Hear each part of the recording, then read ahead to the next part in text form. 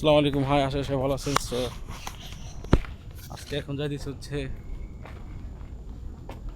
জঙ্গলের ভিতরে যাবো একাই আর কি, একা একা যাবো। আজকে আমার সাথে যে আসছিল তার আর কি এক রাউন্ড দেওয়ার পরে ওটা আর কি পায়ে সমস্যা হয়েছে, যাই ইঞ্জুরি ছিল আগে। এখন একা একা একই জঙ্গলের ভিতরে যাবো আজকে, যাই দেখি কি কি আছে। আর এটা আর কি অনেক দূর, প্রায় মানে জঙ্গলের উপরে উঠতে হবে আর অনেক দূরে আর কি। সো দেখি, ও বলতেছে 3 ঘন্টা লাগতে পারে। সো আমি যাই দেখি কয় ঘন্টা লাগে। এখন তো বাজে মনে হয় যে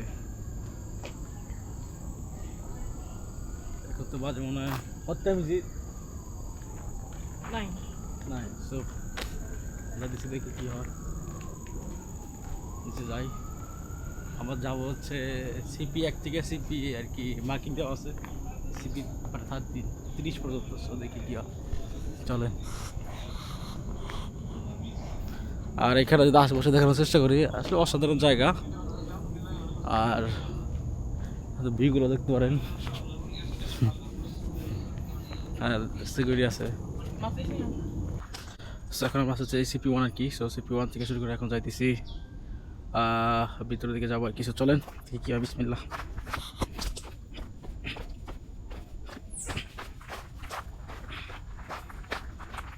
আই থিঙ্ক একলা আসছি, সো সাথে দিয়ে একজন ফ্রেন্ড থাকলে তা একটু বেটার হইতো। যাই হোক, নেক্সট টাইমে যদি আবার আসি তাহলে হয়তো বন্ধু বান্ধব যদি থাকে তাহলে ওদের নিয়ে আসতে হবে। যেমন একা একা এই সমস্ত জায়গায় যাওয়ার কি একটু টাফ কিছু, আবার ইনকেস ইমার্জেন্সি যদি কোনো কিছু হয় সেই জন্য আর কি। আর তাছাড়া এখানে কিছুই না। তোর জঙ্গলের ভিতরে আপনাকে একা একটু ভয় লাগতে পারে, তাই না? সো চলেন যাই দেখি কোথায় কি আছে।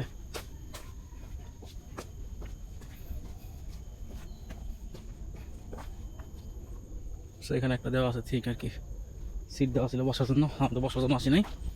So let's go.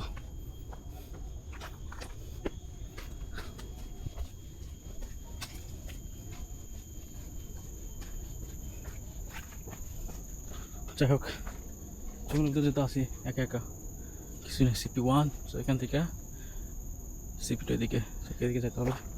চলেন।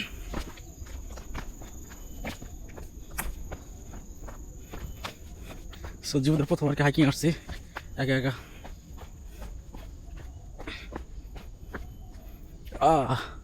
সিপি 2 এদিকে, সিপি 3।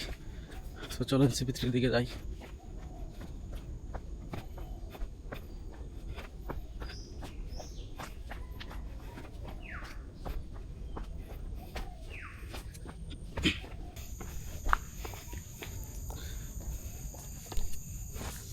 তবে এখানে রাস্তাগুলো আবার অনেক সুন্দর আর কি। এখানে পিচ দিয়ে আর কি রাস্তাগুলো বানিয়ে দিছে, দেখেন।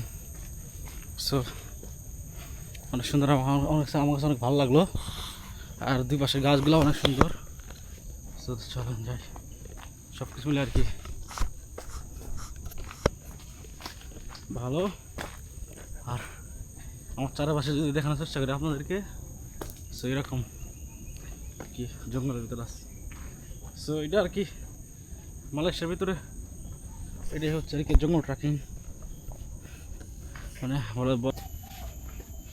আমার একটা লাঠি দরকার ছিল, একটা লাঠি থাকতে হলো কি, সাপ টাপ যদি সামনে পড়ে তাহলে একটা যন্ত্রণা। সো একটা লাঠি দরকার ছিল, হাতে যদি স্টিক আছে সো প্রবলেম নাই। সো সিপি 9 আমরা পৌঁছে গেছি অলরেডি। সিপি 9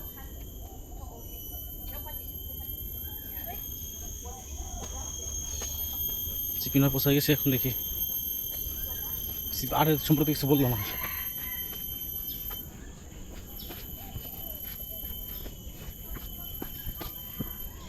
আশেপাশে দিয়ে মানুষ আর কি আছে এখন বর্তমানে। আবার ওই সময় তো মানুষ দেখা গেল না,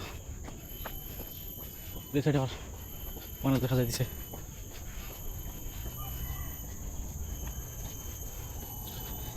সো অনেক করতো আর কি। CP 9, CP 10। এখন এদিকেও যাওয়া যাবে, এদিকেও যাওয়া যাবে। আমি কোনটা যাবো ভাবতেছি। সো এখানেও যাওয়া যায়, এখানে যাওয়া যায়। সিপি 10 এটা গেলে হয়তো এটা ভিতর দিকে দিছে, ভিতরের দিকে এরকম সিঁড়ি আর কি পছন্দ করি না আমি, আর এখান থেকে সাপ থাকার সম্ভাবনা আছে, সেজন্য এখানে যাই। তো এই রাস্তাতে যাবো, চলেন আর একবার চেক দিই এখানে কেমন দেখা দিচ্ছে। সিপি10 দুটো যাওয়া যাবে, সমস্যা নাই। সো যাই। আর এটা হচ্ছে মালয়েশিয়া ন্যাশনাল পার্ক আর কি, ন্যাশনাল, আপনারা যদি হাইকিংয়ের জন্য আসেন, সো এটি হচ্ছে আর কি মালয়েশিয়ার ন্যাশনাল পার্ক।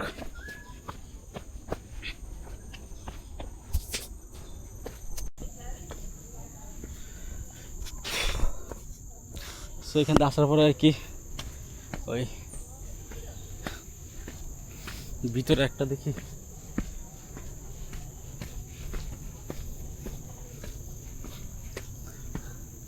ওই ভিতরে দেখি মানুষ গেছে আর কি, যদি দেখার চেষ্টা করে দেখেন। আর এখান থেকে ওই কেল টাওয়ারটা দেখা যাচ্ছে। সো দেখেন এখানে মানে কেলের কিছু পাড়া কি দেখা যাচ্ছে, সব কিছু আর কি ভালোই খারাপ না। আমি তো আসছি একা একা, যাই হোক প্রবলেম নাই, একা একা যাই, সমস্যা নাই, চলে ঠিক আছে। Let's go. সো ভিডিও দেখার টাইম নাই আমার, টাইম আমার লোক আউটসাইড ওয়েট করতেছে, আমার আর কি 1.5 ঘন্টার ভিতরে এটা শেষ করতে হবে। সো চলেন 1.5 ঘন্টার ভিতরে এটা শেষ দেবো ইনশাল্লাহ।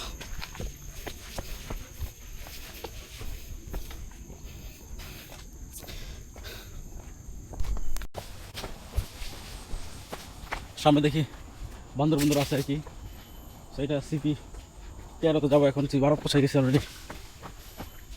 চলেন,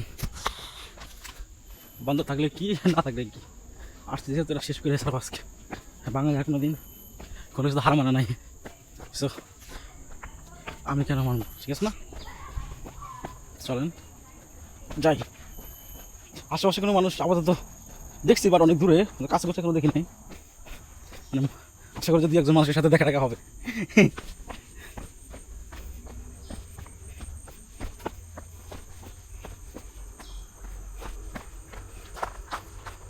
বৃষ্টি নামলে এখান থেকে একটু রিক্স আর কি, আমার মনে হয় এখানে পানি যায় এখান দিয়ে পিছন দিয়ে। সো এখানে পানি আসতে পারে মনে হয়, আসে রাস্তা দেখি ভেজা ভেজা ভেজা আছে একটু। সো সো মানুষের কথা বলতে বলতে মানুষের কি সামনে পাওয়া গেছে দুইটা।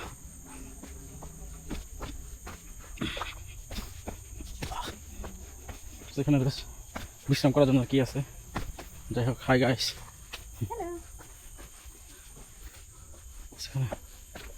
চাইলে এখানে বিশ্রাম করতে পারেন, বা আমার বিশ্রাম করার কোনো ইচ্ছা নাই। সো ভিতরে দিকে চাই। এখানকার রাস্তাগুলো একটু ভিন্ন, একদম পাথর দিয়ে বানিয়েছে, বললাম না এখানে পানি ওঠে। সো পাথর দিয়ে বানালে হয় কি, এটা আর কি লাস্টিং বেশি করে, আর যদি মাটি দিয়ে অথবা পিচ দিয়ে বানাইছে এটা ভেঙে যেত। সো সেই জন্য এখানে রাস্তাটা পাথর দিয়ে বানাইছে। সো এই যে সেই পাথর দিয়ে রাস্তা দেখাই, যদি পিচ দিয়ে বানাইতো তাহলে হয়তো ওই পানির সাথে যে এখানে পানি যেতেছে না, বৃষ্টি নামলে এখানে পানি এখানে আসে। সো